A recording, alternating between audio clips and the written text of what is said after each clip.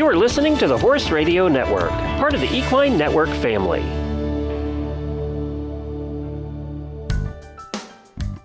Hello, I'm Stephanie Ruff. And I'm Aviva and Stephanie. We're the hosts of the Dressage Today Podcast, where you can find us talking about anything and everything dressage related. Our conversations span the world of dressage, from leading riders to local level dressage heroes. We're talking training advice, showing tips, and sharing stories to inspire your own dressage journey. So tune in, then tack up. Welcome to the Dressage Today Podcast. It is the middle of July, and it's hot. And it's really hot, and it's really humid. And here in the Northeast, we are experiencing smoke from the Canadian wildfires. It's gruesome. I feel so bad for the Canadians. I can't even imagine what it's like up there. Yeah. It's this bad here. But You guys are getting record-breaking heat and humidity too, aren't you? Yes, we are. The dew point is so high that it's basically, raining, but it's not. You know, when you walk out of your house and it looks as if you're in a cloud? Yes. Yeah. Uh-huh. Yeah, if we don't have wildfires, we have the humidity. Are you riding? A little bit. And, if you have a covered arena in Florida, it's better because you're at least out of the sun. I don't have that because I swear when the sun's out, the arena is 10 degrees hotter than the grass right next to it. Oh, I believe you. It's like being at the beach. It is. And the sun seriously. Yeah. So I do a little. Most of us in Florida or other places like Arizona or, other climates that are very hot in the summer. Like the funny thing is summer is winter. For us, summer is winter for everybody else. Like this is our downtime. We're not really showing much. Not that, this is where we take it easy, which was hard for me to get used to when I first moved down here. When everyone in colder climates are maybe not riding as hard. Yes. We're modulating the way they we're going full steam ahead. So, here I either ride early in the morning, late in the evening, but I don't ride hard. Like 20 minutes, a lot of it is walking. My goal is to just keep some level of fitness on myself and my horses. Yeah. Yeah. No, that makes sense. I mean, I was thinking about how difficult this is right now. And, there's stuff all over social media about when is it too hot to ride for your horse and, the air quality index and, the issues with that here, where we're getting the fires. And I was thinking, gee, I can't wait for it to be cold. And then I started thinking about, but when it's cold, then we start worrying about when is it too cold to ride. Right.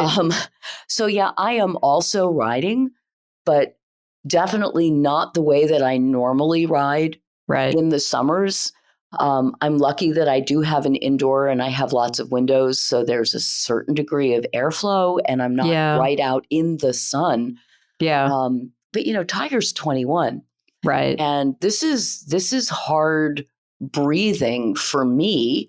So I'm like you, I'm riding 20, 25 minutes. I'm doing bursts of, difficult work. And then we walk and we relax and we catch our breaths. And when we build up to it a little bit and we come down again. And I was just thinking about how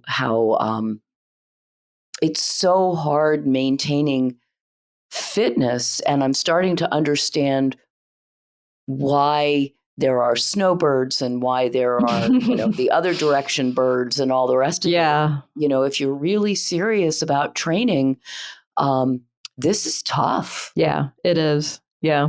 And, again, for the Northeast right now, where I am, or the Mid-Atlantic, I guess is where I am, it's unusual because of the smoke. Right. Yeah. And that's in the Northeast. It's even going across into the kind of the middle region of the country too, I believe. Yeah. It's pretty horrific when you can actually taste the air. There have been days that I've walked out of the house and I've thought that somebody was having had a fire, a bonfire or whatever. And I realized that wasn't it, that it was just the air itself. It's pretty gruesome. So That's crazy. hats off to the people who are, again, it's one thing to ride when it's just really hot and humid. And it is like being at the beach. I mean, I taught 9 lessons this weekend in an outdoor arena, and they had a pop-up tent for me, and they had a mister and ice water, and I mean, it was lovely. But the way that the sun bakes off the arena, it reflects back at you. It's just hot. It is. Yeah. So more power to everybody who's out there still keeping their own fitness and keeping their horses' fitness and, working towards goals, and more power to you. Yeah. But to stay safe out there. And keep your horses safe. Well, yes. Yeah. Remember, one thing that a lot of my riders are doing, which I think is really smart, is they hose their horses before they tack up. Oh, okay. So their horses are wet to start, and then they start to sweat, and that, takes away some of the wet, and it keeps them a little bit cooler.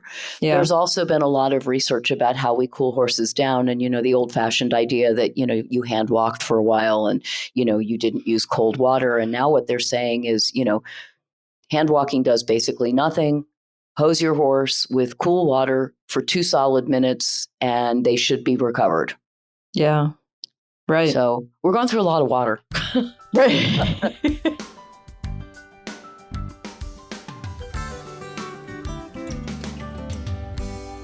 Today's Ask the L comes from Aaron. And this uses the word diagonal numerous times in different ways. So you have to pay attention here. Okay. Does it matter what posting diagonal you are on during a test? And then when you are trotting across the diagonal in the arena, where is the best place to change your posting diagonal? That does have a lot of diagonals in it. It does. Yes. Okay. Did you follow that? I did. So technically, you are supposed to be posting on the, quote, correct diagonal, which is rising to the outside shoulder. And we all know in Europe, they post the other way. So technically, you should be posting the American way, which is rising to the outside shoulder. Are you marked down for posting on the incorrect diagonal? If it doesn't affect the way your horse goes, then no. Okay? That's a simple answer. Yep. When you cross the diagonal, technically, you are supposed to change your posting diagonal as you cross X. However, most people, when they change their posting diagonals without intending to, do change their horse's balance or connection in some way.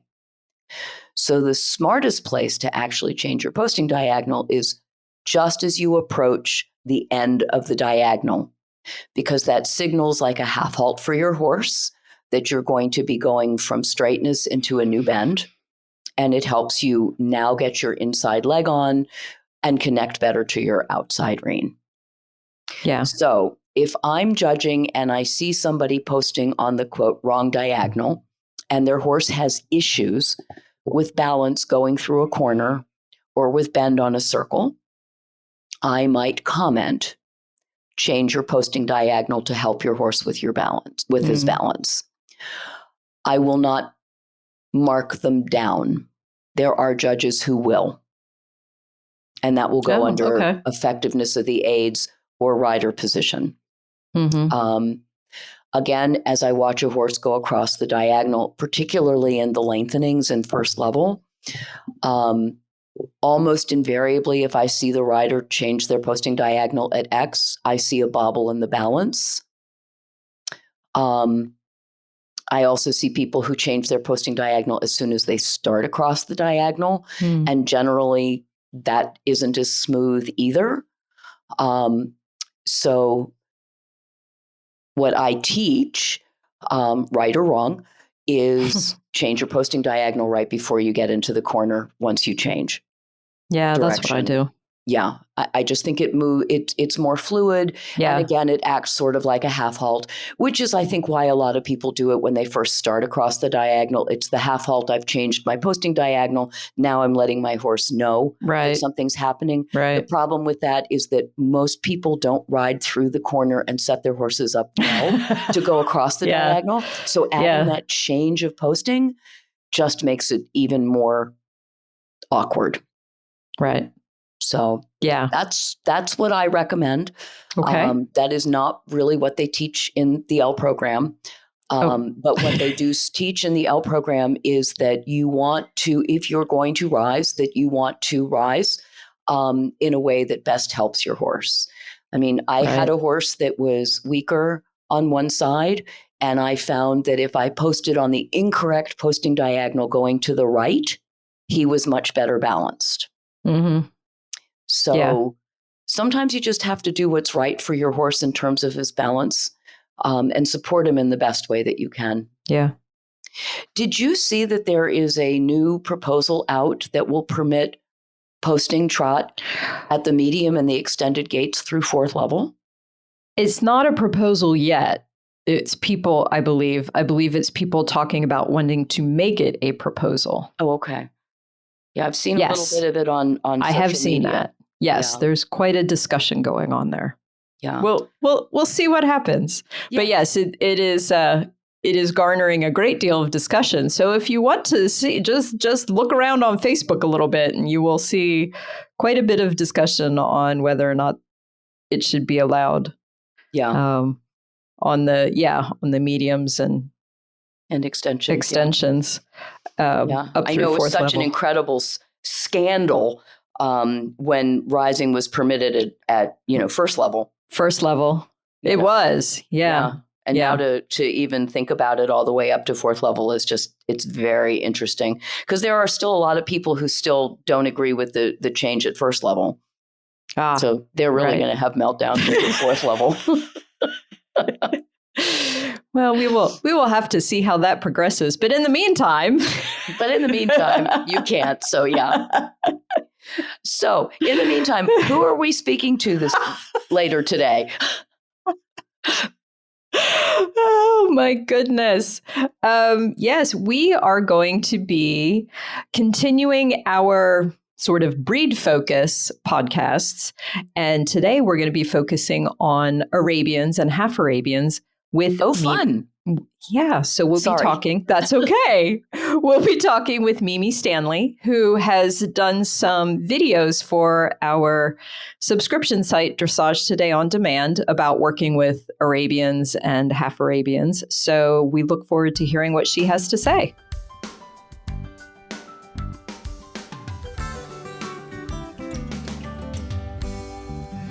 Mimi Stanley, along with her mother, Karla Stanley, own and operate Prairie Rose Training Center in Bismarck, North Dakota. Mimi has earned her USDF bronze, silver, and gold medals, as well as her Gold Freestyle bar on Arabians and Half-Arabians. Some of her accomplishments include being one of only 4 young riders from the U.S. chosen to experience international level dressage in Europe on the 2010 Olympic Dream Team, being selected to attend the 2014 USDF Young Rider Graduate Program, and earning 28 national championships and 15 reserve national championships at Arabian Sport Horse National competitions, as well as earning 17 USDF All Breeds Championships or Reserve Championships, including the USDF Young Rider Grand Prix. Well, this is going to be fun. Thank you, Mimi, for joining us today on the Dressage Today podcast. Oh, well, I'm very glad to be here and joining you. So just jumping right in, you have made a name for yourself, certainly with dressage with the Arabian horses. So how did you get involved with the Arabian breed? Well, basically, I was born into it. So we've always had Arabians and actually even always had an interest in the sport horse type disciplines, even before that was really specifically something within the Arabians. Right. So that's kind of how, I guess, just it was pretty natural in how it happened. But so what is it that you like about them?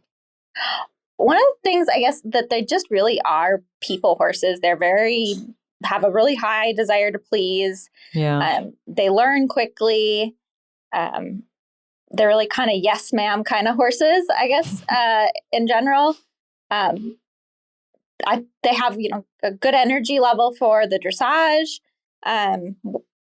which, also can have its things that work against you sometimes. But, overall, having that energy and kind of desire to work for a person is really helpful and nice. So that's probably and doesn't hurt that that they have pretty faces. Doesn't hurt when they poke that over the stall door at you. Right. Doesn't hurt. Their little ears and all of that. Yep. Yeah. So you mentioned their energy level, but what else do you find makes them, what kind of strengths do they have for dressage? Well, I tend to find that they're very trainable as far as learning new things. Mm-hmm. They tend to pick things up quickly. And sometimes that takes, kind of the right direction. But that's one of the big things. They tend to be what I would say is very flexible, which is slightly different than supple. So those are kind of two similar in some ways, but definitely different things. The suppleness usually comes more after you've kind of built the strength, I find. And then when you combine that with some of the flexibility. And so one of the other nice things is they tend to have a lot of longevity in their careers, which dressage can take a long time to learn. And then when you have a horse that, knows quite a bit, it's nice if they can have, quite a bit of time doing that. They tend to be pretty low maintenance as far as staying sound, overall. Of course, you end up with a few things that happen. Sure. And they still need proper care and maintenance. But in general, I would say they're a little lower maintenance. Yeah. I like that they're usually pretty compact. They're kind of like driving a little sports car around, which is kind of fun. Yeah. But conversely, what have you found to be their weaknesses? I think just kind of consistency. And they don't tend to be super strong horses. They tend to learn things way faster in their brains than their bodies can do. Right. So they'll kind of get themselves into trouble that way. And while they're really wanting to please, they could maybe be a little bit more easily distractible.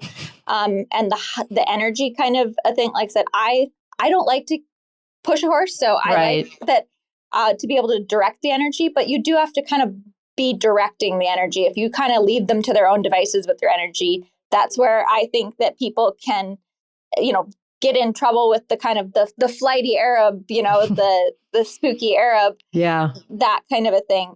On the other hand of that, I do find that even when they're maybe being kind of silly and wiggly and spooking a little bit at stuff, it's not to the point of that they're totally checked out. So they don't, to me, get quite like dangerous all the way. More annoying. Like, hey, focus. Then versus like, the number of like Arabs that'll just like totally blank out and like bronc is really, really tiny. So, that's kind of there's some good and there's some bad there. Yeah. Conformation wise, a lot of times Arabians have a bit of a straighter back and a straighter croup and that sort of thing. Have you found that to be a little more of a challenge to develop that pushing power in the hind end that the dressage horses need? I think that kind of speaks to that they don't tend to be strong horses. Yeah. And because of that, sometimes the conformation behind isn't always what you're looking for that way. And they have a bit of a tendency to travel across the ground versus kind of pushing into the ground, if that makes sense. Oh, yeah. So, it definitely takes some time to get them strong enough and understanding that you want them to push off the ground more or bet and their hind end more. Now, that said, a lot with the development of the sport horses and the dressage being more and more popular with the Arabs, there is getting to be a lot more of them that are bred more for the performance horse disciplines of dressage and hunters and things. And there were always, horses and lines that had more tendency towards that. And luckily, actually, that was the type of horses that my parents liked. So the ones that from our breeding program, well, not like, the leg row sitting power. Right. Certainly. But had a little bit more of a tendency than then maybe some of the horses that were primarily bred for halter, let's say. Sure. Yeah. Well, and that's, that kind of leads me into my next question as to how have you seen the breed change since you've been involved and your parents have been breeding? Well, I think for a while it was a tendency towards some of the maybe halter types, the lighter horses that maybe weren't as much form to function. They were pretty to look at, but maybe not quite as form to function. Certainly not all breeders, but there was that tendency. And then now there's probably a few more kind of, there's types in some ways, a little bit more. And there's getting to be quite a few breeders that, really focus on breeding horses for sport and for dressage. And so you're ending up with a lot of horses that are really come to it much more naturally. And it's easier for them to stay through the back and bend their hind leg joints. So there's a lot more of them that are becoming that. And some of those kind of also maybe some of the little bit bigger size of some of those. That's not in all, but in general, I would say there's a little more size in the breed in the last 20 years. And what have you done many Half-Arabians?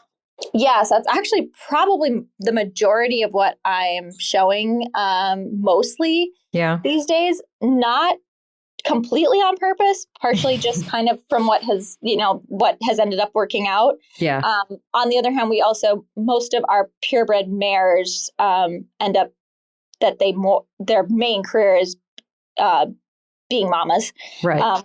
So we raise a few each year. And most of those then we do cross into the warm bloods. So I have a number of half-Arab warm bloods that we're competing, and those are really super fun crosses. Is there any of the warm blood breeds, is there one that you like, or do you just look more for the type and the performance and the stallion himself? More specifically for the type of stallion and what they competed in, what they're bred to do, and what they're producing. Right. We still try to stay on something that is has a degree of type on type. So not taking maybe like you think of your really old style, super heavy, maybe like not typically wouldn't go with like a Holsteiner because they just usually are a little too different in types. Yeah. Both great horses, but you could end up with something a little bit too much opposite parts. Yeah. So that's a bit what we've more looked at. Most of them have been more the German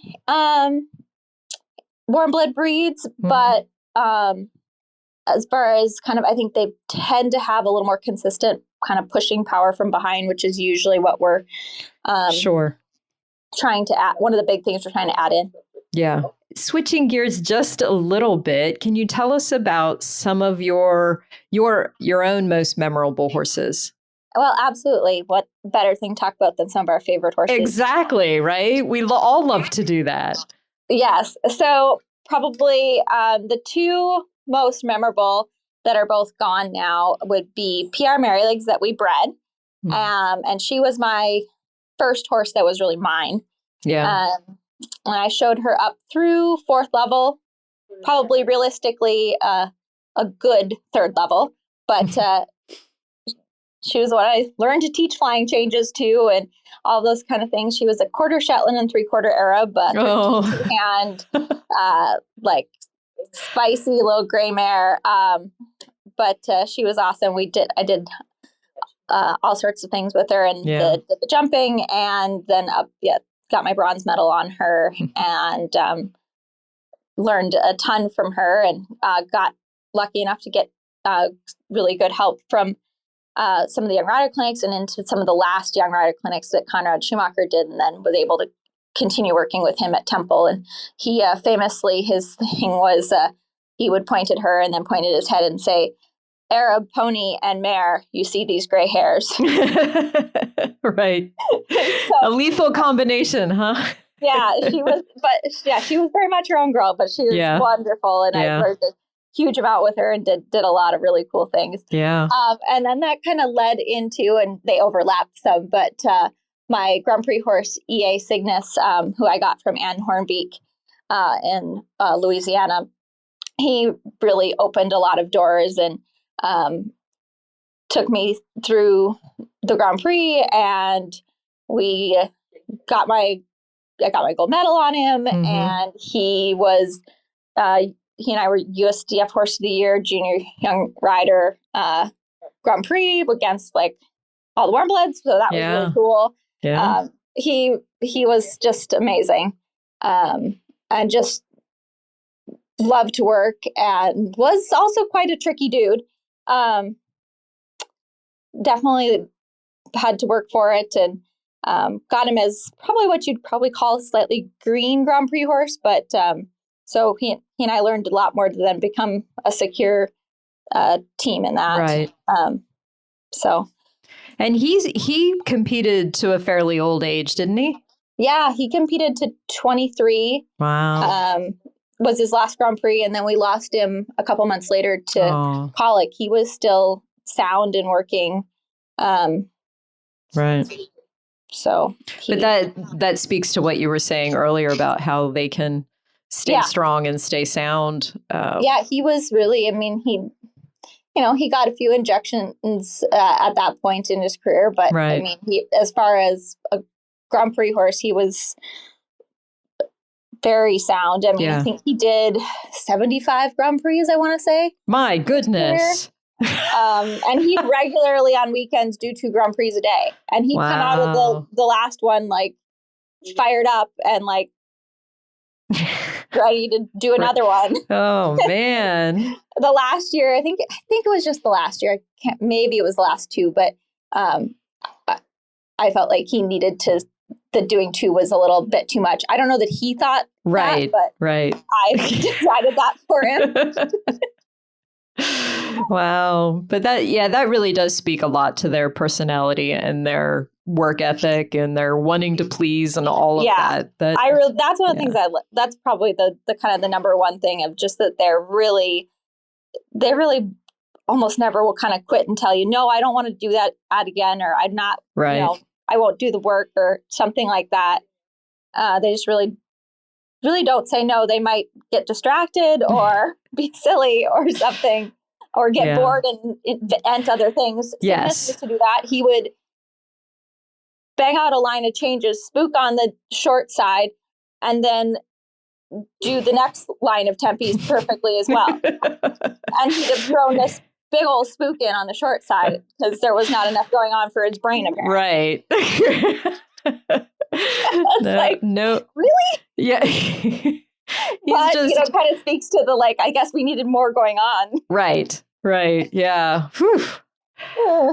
But which is actually something I find a little bit interesting. Not all of them, but some of them I find actually show better. There's the idea to show a level below where you're training, which in general I think is a good barometer. But I've definitely had some, especially as they're kind of learning to focus and be good show horses, that show better kind of right at the edge of what they can do. Another one that was a really cool horse, so we still have, but he's mostly retired now, was Captain Hook. And for years he would reliably do his best test at the very edge of what he could do, because he'd actually focus and do and really and then the one level down he'd goof off a little bit. Oh yeah. For years it was that way. It was just kind of, that's how he was. Yeah. Well, what advice would you give to people who are riding non-traditional horses in dressage, whether it be Arabians or some other breed? Well, I guess I would say first, just kind of don't feel like you have to have the perfect horse. First of all, that doesn't exist, but Right. even any of them, you just start building on it and layering on skills and strength. And one of the big things to watch, actually, especially with Arabs, would be like your straightness, and make sure you just keep adding little bits and little bits, and you'll be surprised kind of where you go. Make sure that you're really conscious of the correctness. You might have to, basically repeat things more, but try to be inventive about that so you don't make your horse bored. And just kind of keep chipping away at it, get as good a help as you can, and help that believes in that your horse can do it.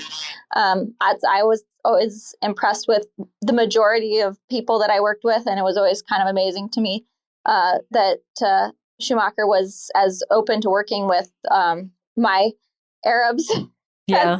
And he just kind of was like, well, there's no reason you can't. And that I think that attitude in general, as well as just then making sure you're really correct and accurate in your tests, that will take you real far. That's good advice. And have you seen a change in whether it's judging or just basically acceptance of non-traditional breeds or Arabians, I guess, more specifically, because that's what you've done more in the open competitions? That's my, I would say yes. So really overall I have. I think people are a little more open to something looking different. I think maybe some of the Baroque breeds also have helped some of those kind of things. Yeah. I think more people showing, and I'm going to speak here to the Arabs, and showing good quality Arabs that are doing a good job at it versus, I will be one of the first to admit a poorly trained Arab with poor conformation, with poor conditioning, doing the job poorly is really one of the most unattractive things you can see. And so there being less and less of that, with more people finding a fit for their Arabians and then really working at it to do as best a job they can. I think that that's increased kind of the general acceptance and approval of them. And I think also judges have a little bit, hope have been getting more of a chance to see and get used to looking at more types and know that a good pirouette can look a little different if the mechanics of it are correct. Sure. Or insert whatever movement you'd like. Yeah. Yeah. And then for people who don't know, you are in Bismarck, North Dakota. Yes, I am. Which is not generally considered the hotbed of dressage. Yeah, maybe not. We actually do not have a rated show in the state. We did for a short while, but we don't anymore. Okay. I hope maybe to change that in the next year or two again. But so what is it like training and trying to compete? Well, you just said where there isn't even a rated show in a remote area, in a place that doesn't have probably a long showing season either for weather. No. Well, you get good at driving. Yeah. For one, and just kind of you just kind of go like, all right, we're going to get in the truck and they're going to get in the trailer and we're going to go. So we drive anywhere from 400 to 800 miles for shows. Wow. We go to Temple Lipizans, and I work with Conrad Schumacher, Lilo Four, and a few other clinicians that they brought in. So really, and commitment how far away education. Is that? That is 800 miles. Okay. And so we do that. Probably ends up being, COVID has kind of changed things a little bit, but yes, let's say 4 or 5 times a year. And so really trying to make sure that we really maximize our learning when we're there. Right. And know our homework, and my mom is really super eyes. I was the trainer's kid, so she does still a lot of the coaching and is really good, is super eyes for me. And she takes really good notes at clinics. And we usually have the rides videoed, and so I can watch back on that. Right. Sometimes we're able to bring in some clinicians. We brought in some judges and things for clinics. So we really try to prioritize the education, and with that, really maximize each opportunity of it. And then the showing, we only show probably 4 times a year. Okay. Approximately. And so again, we really try to target things, have them set up, know the first show of the year, we need to get these qualifications done, and we need to kind of figure out what holes we need to fill in for the rest of the show season. And then kind of have back up a training plan. And then, like I said, we just put in Arabian Sport Horse Nationals entries today. So now we'll have really our kind of final 6-week prep. And so we'll have one show in August to kind of make sure all the horses are on their game and thinking about being in the show ring, so they aren't too rusty. And that's kind of, so we really show for specific reasons. We don't kind of just show to show. Right. Because it just is too far. That just doesn't make sense. But is it then a little more challenging, because a lot of people who have more shows in their areas and have schooling shows and stuff, have lots of opportunities to get green horses or inexperienced horses out to see things. Does that then make it a little bit harder for you to get your horses experience, or are you just... Yeah, I do find it does. So sometimes I feel like it'll take a few of my horses a few more, like it'll maybe take them a couple seasons to really kind of know how to go be a show horse. Yeah. I have a gelding right now that he's 8. And he's had a few little things that have meant he hasn't had consistent show seasons so much, but really, like this year, finally, I'm like, okay, finally, he found, like the last show we were at, I was like, okay, you finally showed up like a big boy. Thank you. But we try to do stuff of call to neighbors arenas and those kind of things as well, because those, while they're not the same as going to a show, they certainly help. Oh yeah, it's still away from home, and the horses don't know. Not necessarily. Right. And I have to say, my neighbors with roping steers, that's quite an exciting. Hey, I bet. If we can live through that. You can live through anything. So occasionally we go make the dressage horses go ride around at the rope ring arena. There you go. I have to be a little smart about that, because you can overwhelm them with that kind of thing too. But still, yeah, so I guess those are kind of the big things. And I like the showing, and I want to do well when I'm competitive. I want them to do well. Right. But the showing is also really kind of a yardstick and goals and things like that versus showing. Just show. I guess going back to the showing to show. Yeah. It's not the end goal necessarily. Not necessarily. No. The being able to train the horse correctly to his ability is more the goal. Yeah. Yeah. It's like I have a little mare of a client that isn't what you wouldn't go pick her as a dressage horse. But she's been doing pretty darn well. And I think she's almost ready to do the 3rd level. And I'm like, you might make a little St. George horse. We'll see. I'm not sure yet. She's still doing the second, going to show the second, finish off her 2nd level scores this year. Showing this year, she has all of her 2nd level scores for like her bronze and stuff. And time will tell but I've kind of sat on her a couple times and gone, wow, you might. Wow. Huh. Okay. And so that just kind of goes back to that, just layer your skills and that's the rewarding part. Yeah. Yeah. And you must have a tremendous amount of patience. Well, we'll go with it. It's patience, not stubbornness. Oh, okay. Well, okay. Yes, we'll go with it. We'll go with patience.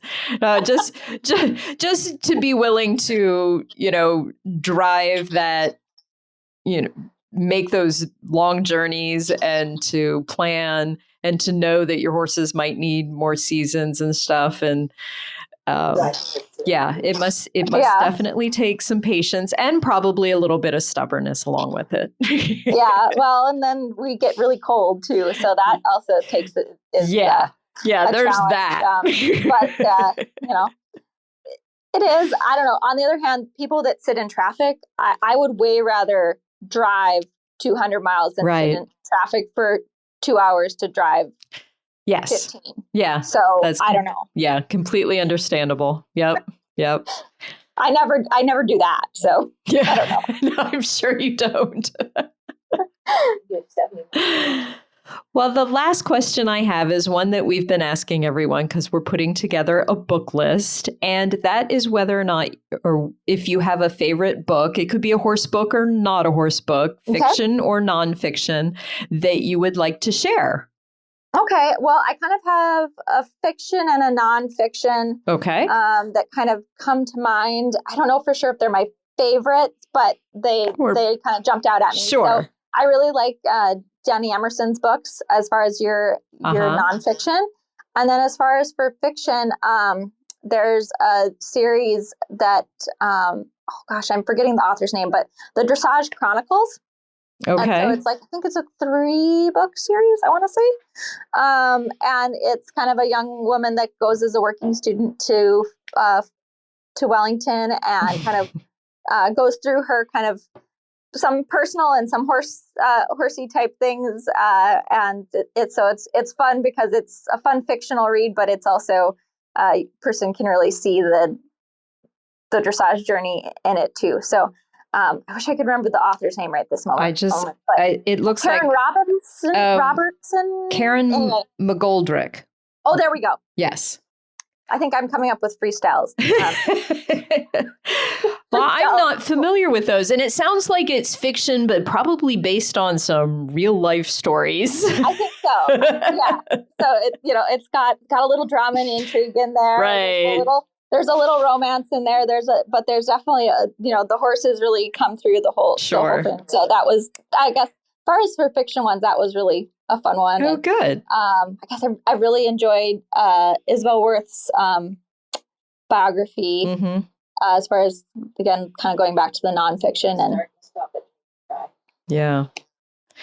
Those are good. Well, we will add them to the list.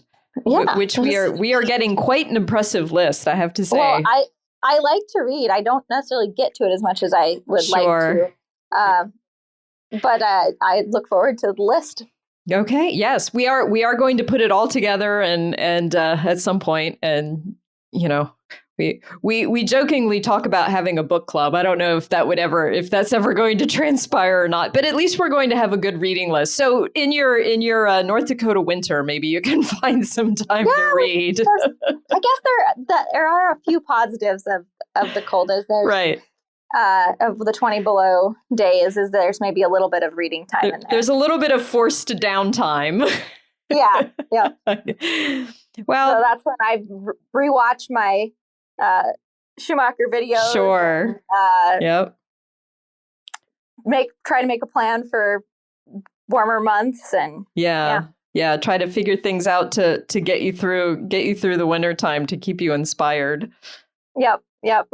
So the winter time, there's definitely some times where it just is only enough to kind of keep the horses not lose all their fitness. Yeah. But you're not training enough to be progressing in maybe in January. Right. But that's okay. It's not so bad for the horses to have some easy time too for those little injuries that aren't actually real injuries but could turn into them to kind of. Sure. Absolutely. No, definitely. So. Well, I have enjoyed this conversation. It was good to get to know you a little bit and, hear about some of your horses and life in North Dakota, which, I'm in Florida. It's very different. Yes. So yeah, your quiet time probably is now. Is now. Yes, it is. It is definitely now because it's hot. But I've enjoyed our conversation and I want to wish you the best of luck at Sport Horse Nationals this year. Well, thank you, and appreciate and honored to be talked to. Thanks for listening to the Dressage Today podcast. If you've missed any episodes or to subscribe, go to Apple Podcasts, SoundCloud, Stitcher, or wherever you get your podcasts. While you're there, please rate and review the show. Learn more and read in-depth training articles at dressagetoday.com, or you can visit our subscription video site, ondemand.dressagetoday.com. Be sure to give us a follow on Facebook, Instagram, Twitter, and Pinterest. Happy riding, and we'll see you at X. The Dressage Today podcast is a production of the Equine Podcast Network, an entity of Equine Network, LLC.